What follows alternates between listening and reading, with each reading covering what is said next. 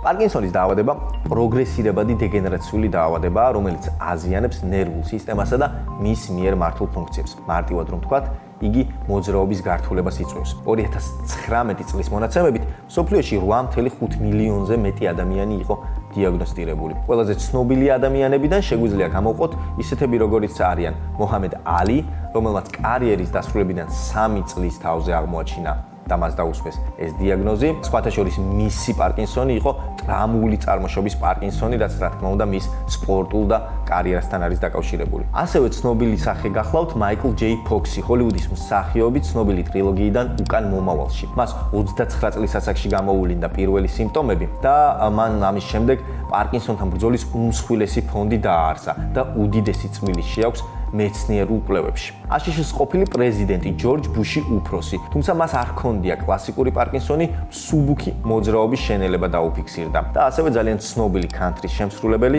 ჯონი კეში. თუმცა მიუხედავად ამისა, უნდა აღვნიშნოთ ასევე, რომ მედიცინამ ძალიან დიდი ნაბიჯები გადადგა ამ დაავადებასთან ბრძოლაში და მედიკამენტების დახმარებით დღესდღეობით უკვე შეიძლება პარკინსონის სიმპტომების გაცილებით უფრო ეფექტურად მართვა. ამიტომაც ძალიან მნიშვნელოვანია და ხშირად მომიწევს იმის გამეორება, რომ მნიშვნელოვანია დროული დიაგნოსტიკა და აუცილებელია ექიმთან დროულად ვიზიტი.